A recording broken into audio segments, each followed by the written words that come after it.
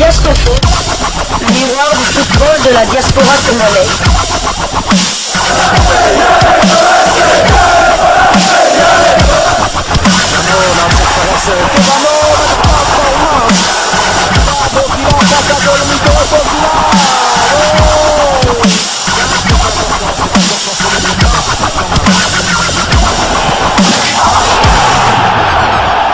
Diasco Foot, le miroir du football de la diaspora congolaise.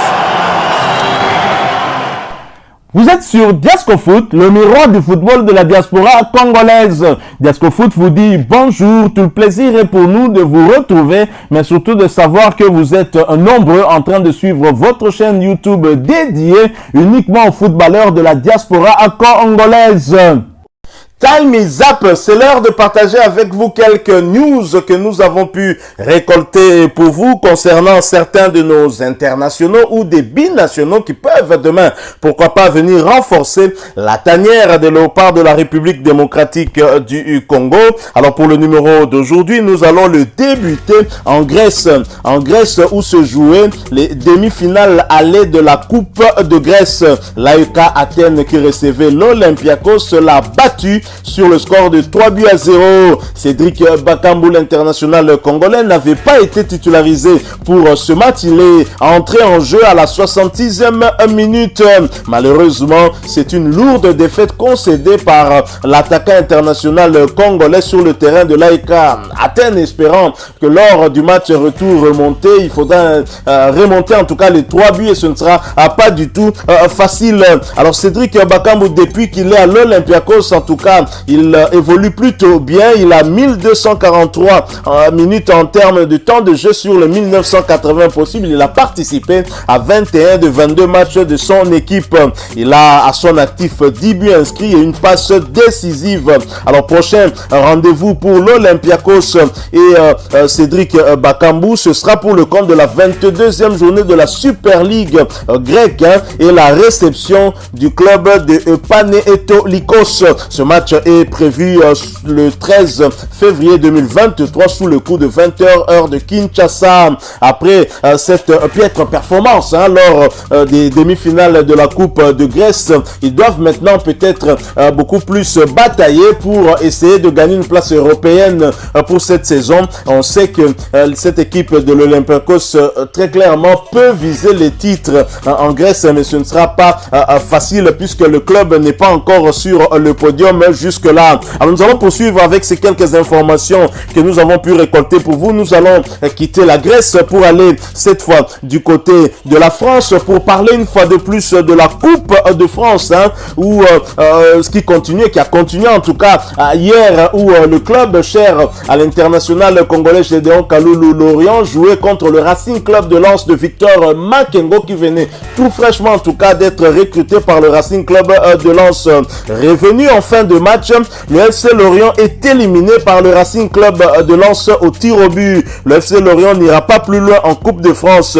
Bien que revenu en fin de match grâce à un coup franc d'Enzo Lefebvre, les Merlus ont échoué lors de la séance des tirs au but face au Racing Club de Lens. 2 tirs contre 4, alors que le match s'était soldé sur le score de parité d'un but partout en 8e de finale de la Coupe de France. Les nordistes poursuivent quant à eux la compétition avec en quart de finale à jouer le FC Nantes de Samuel Moutoussamy et ce sera à la Beaujoire le 28 février ou le 1er mars.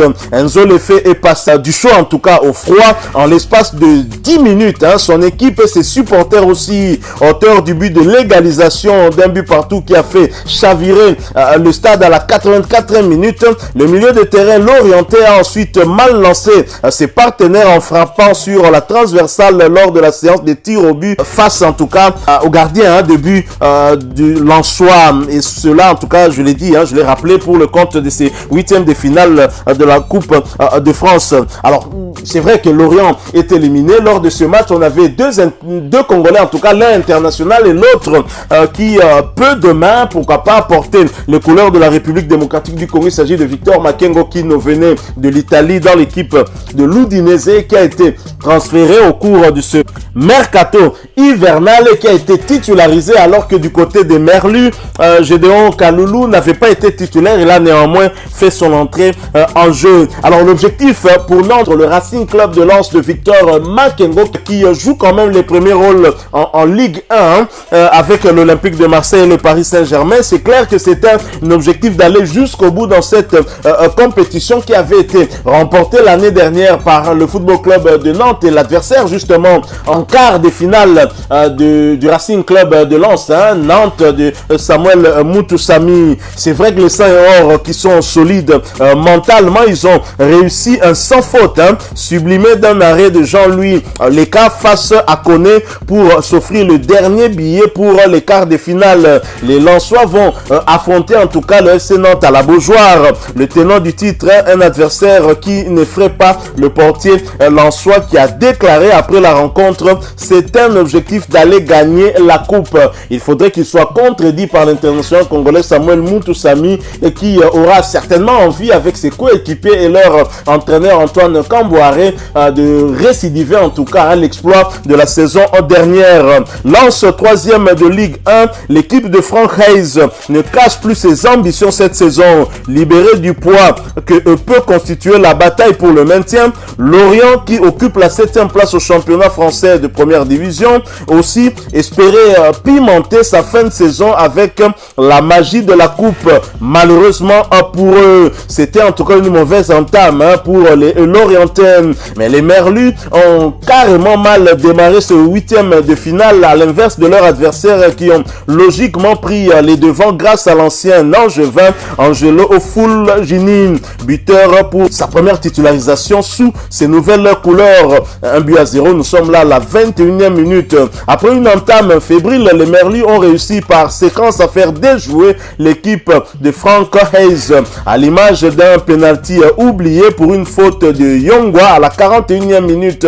Ils ont laissé espérer des possibilités en seconde période et jusqu'au bout, ils y ont cru avec ce coup franc très bien placé obtenu par Doucouré et transformé par le fait un but partout à 84 minutes. Pour l'équipe de Régis, il va maintenant falloir rapidement digérer la déception liée à cette élimination et se réconcentrer sur le championnat où les Merlus sont encore en course pour des places européennes. Voilà donc les Merlus éliminés, l'international congolais Gédéon Kaloulou éliminé, mais un binational congolais qualifié et qui sera d'ailleurs reprise à un autre international congolais. Décidément, cette Coupe de France aime vraiment beaucoup de Congolais. Nous aurons donc 3 internationaux congolais pour le quart de finale et nous aurons un binational congolais également qui n'a pas encore fait son choix de la République démocratique du Congo. Et d'ailleurs, le FC Nantes et Rodez également, équipe chère au gardien de l'équipe nationale Lionel Passinzaou, toutes ces équipes connaissent désormais leur adversaire puisque le tirage au sort a été fait en tout cas depuis hier jeudi. Le tirage au sort complet et les affiches des quarts de finale sont donc connues. Le tirage au sort des quarts de finale de la Coupe de France a eu lieu hier jeudi 9 février. Une seule affiche de Ligue 1 est au programme entre le FC Nantes, tenant du titre le Racing Club de Lens. L'Olympique de Marseille recevra Annecy, équipe de Ligue 2, tandis que Lyon recevra Grenoble, équipe de Ligue 2 également. Voici donc le tirage au sort qui a eu lieu hier. Marseille sera aux prises à Annecy, Lyon à Grenoble, Toulouse face à Rodez et nous aurons Nantes contre le Racing Club de Lens. Alors l'Olympique de Marseille, équipe chère au demi-dieu congolais Chancel Mbemba Mangoulou, qui était énorme lors du Classico contre le Paris Saint-Germain. Il a mangé Neymar et Chancel Mbemba était à l'origine du second but marseillais, le but de la victoire inscrit par Malinovski, le joueur marseillais, l'Ukrainien. Et donc LOM et l'OL seront face à des clubs de Ligue 2 avec uniquement des clubs de Ligue 1 et de Ligue 2 encore en lice. Il n'y avait pas l'inversion à prévoir lors de ce tirage au sort. Ainsi, le premier tiré recevait le quart de finale. Marseille et Lyon ont été plutôt vernis. Premier tiré, l'Olympique de Marseille accueillera Annecy, pensionnaire de la Ligue 2 au Vélodrome, tandis que l'Olympique lyonnais recevra Grenoble au Groupama Stadium. Et Nantes sera aux prises à Lens. Troisième affiche à être tirée hier jeudi, Toulouse a hérité de Rodez, autre club de Ligue 2 cher à l'international congolais Lionel Mpassi Nzaou. Rodez encore en lice et tombeur de l'AJ Auxerre au tour précédent. Enfin, le football club de Nantes recevra à la Beaujoire le Racing Club de Lens, vainqueur du dernier 8e de finale face à Lorient hier jeudi soir. Le seul choc entre clubs de Ligue 1 à l'affiche. Voilà donc, et on va souhaiter bonne chance à tous nos compatriotes qui sont restés encore en lice et qui peuvent prétendre remporter cette coupe cette année. Samuel Moutoussamy l'avait remporté l'année passée et pourquoi pas encore récidiver cette année. Chancel Mbemba peut espérer aussi gagner son premier titre avec son nouveau club, l'Olympique de Marseille. Alors nous restons en France cette fois pour parler d'un autre international congolais. Il s'agit bien de Vital Ntimba, sociétaire de Bordeaux en Ligue 2 française. Et lui qui s'est retrouvé dans le 11 type fan de la 22e journée de la Ligue 2. Félicitations à lui, il continue en tout cas à confirmer sa classe et ses très belles performances. Nous allons donc chuter, nous sommes presque à la fin. Nous faisons une escale du côté de l'Arabie Saoudite avant d'atterrir ici en République démocratique du Congo. En Arabie Saoudite, on jouait la 16e journée de la première division saoudienne où Al-Batin recevait Al-Shabaab. Défaite à domicile d'Al-Batin sur le score de 2 buts contre 4. André Ebou qui avait été titularisé du côté de Al-Batin. Il a d'ailleurs disputé l'intégralité de la rencontre. C'était sa 3e titularisation consécutive. Al-Batin est dernier de première division saoudienne avec 0 victoire, 3 nuls et 13 défaites, 11 buts inscrits contre 42 encaissés. Notre compatriote international congolais André Boukia a 270 minutes sur les 270 en termes de temps de jeu. Il a participé à tous les 3 matchs avec son équipe. Prochain rendez-vous pour lui et Al-Batin, ce sera pour le compte de la 17e journée du championnat saoudien de première division et ce déplacement sur le terrain à d'Al-Fateh. Ce match est prévu pour le samedi 18 février 2023 sous le coup de 14h heure de Kinshasa. Nous allons terminer ces quelques informations par Kinshasa. Nous allons par la République démocratique du Congo. Nous serons entre Kinshasa et Lubumbashi pour parler d'un international congolais qui vient de raccrocher. Nous en parlons après cette courte pause. Diasco Foot, le miroir du football de la diaspora congolaise. Trésor Mputu, le trésor national raccroche les crampons à 37 ans. Il aura 38 ans cette année, c'est vrai, mais il n'a pas encore atteint cet âge-là. L'attaquant international congolais Trésor Mputu met fin à sa carrière à 37 ans. Il restera comme un immense talent qui a préféré tourner le dos aux sirènes des clubs européens et s'épanouir au Congo et en Afrique. Resté ces 6 derniers mois sans fouler une pelouse avec son club, Trésor Mputu a finalement confirmé ce que tout le monde savait déjà. Le mercredi 8 février dernier, l'attaquant international congolais a officialisé laconiquement sa retraite des terrains de football au cours d'une interview sur la télévision louchoise Nyota Télévision, un média bien entendu qui est proche de Moïse Katumbi, donc proche du tout-puissant Mazembe Anglebert. Le rideau tombe donc sur la carrière de l'un des joueurs les plus talentueux du continent africain ces 20 dernières années, une véritable légende au Congo, mais dont les représentations n'ont eu que très peu d'explosions médiatiques, en Afrique notamment et surtout dans le reste du monde. Ceux qui l'ont côtoyé et entraîné comme le français Claude Leroy le voient en tout cas à prendre place naturellement à la table des plus grands talents du football africain. La place de Trésor Mputu est parmi les plus grands joueurs africains, martèle celui qui a découvert le prodige au Congo quand celui-ci n'avait que 19 ans. Il y en a qui ont été sacrés ballon d'or africain et qui n'avaient pas son talent, loin s'en faut, dixit Claude Leroy. C'est le genre de joueur qui pouvait vous faire gagner un match, un tournoi, un trophée, ajoute le Sénégalais Lamine Ndiaye qui avait conduit le tout-puissant Mazembe en finale de la Coupe du Monde des clubs en 2010. C'était face à l'Inter de Milan de Samuel Eto'o. Quand il avait vraiment envie, il était au niveau des meilleurs meilleurs joueurs africains. L'envie justement a toujours été au cœur de la carrière du natif de la commune de Ndjili à Kinshasa, la capitale de la République démocratique du Congo.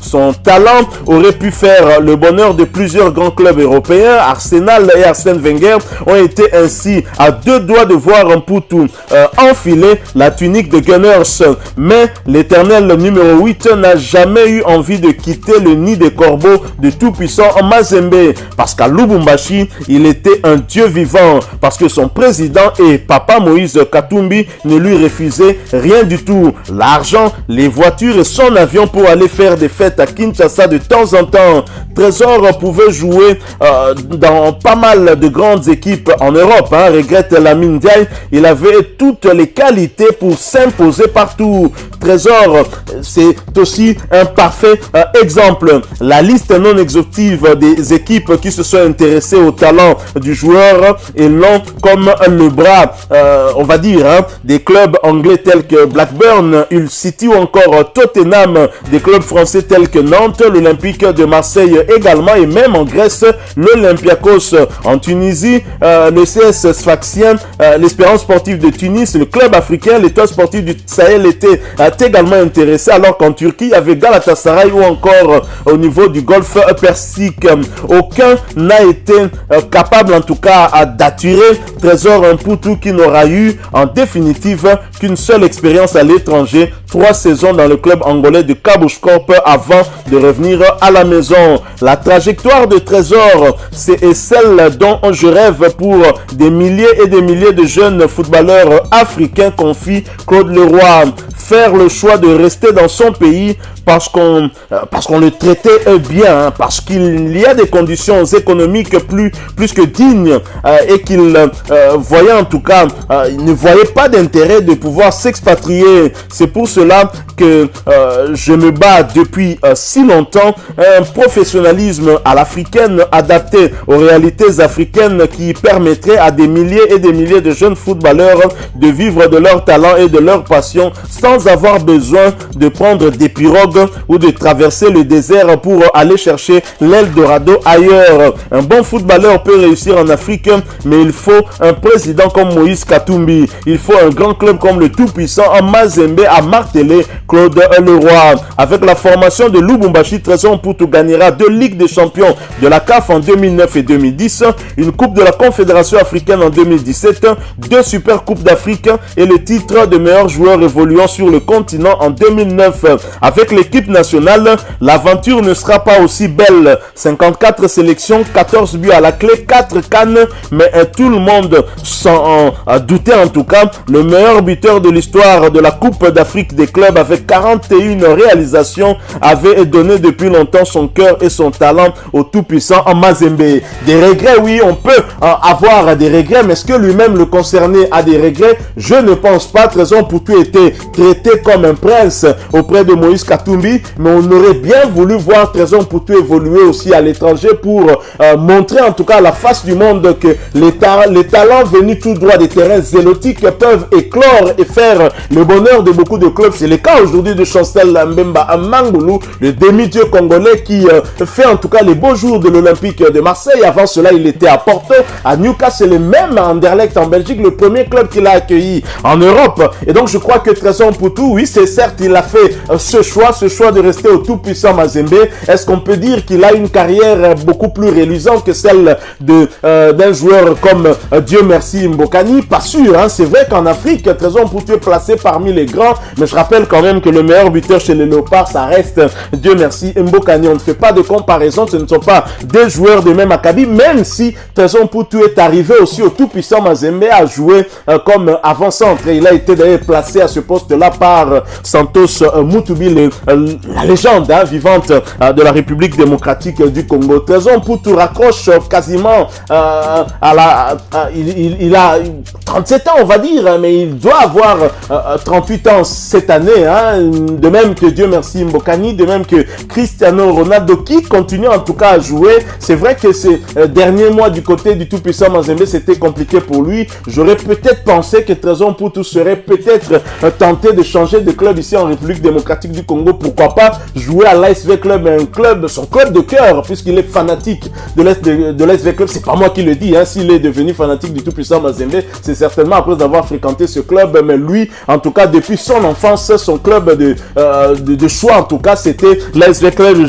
J'aurais pensé peut-être qu'il aurait donné peut-être au vécu bien quelques mois encore de sa carrière, hein, pour terminer sa carrière de ce côté-là, mais le fait qu'il termine son tout-puissant Mazembe montre son attachement, en tout cas l'attachement qu'il a à ce club noir et blanc de la République démocratique du Congo, qui, il faut le rappeler, fait la fierté quand même de notre pays, même si ces dernières années, ça ne va pas très bien, très certainement dû à la faiblesse des moyens, hein. Moïse Katumbi ne met peut-être plus des moyens comme il mettait auparavant. C'est vrai que beaucoup ne peuvent pas accepter ce genre de critique ou ce genre d'analyse, mais les résultats prouvent bien que le tout-puissant Mazembe d'hier et d'aujourd'hui, c'est deux choses vraiment différentes. Alors au niveau de Diasco Foot, certes, nous parlons des joueurs congolais de la diaspora congolaise, nous parlons des joueurs congolais évoluant dans l'équipe nationale de la RDC. Trésor Mputu était un international qui vient de raccrocher une légende. On ne pouvait pas ne pas parler de lui. Nous saluons en tout cas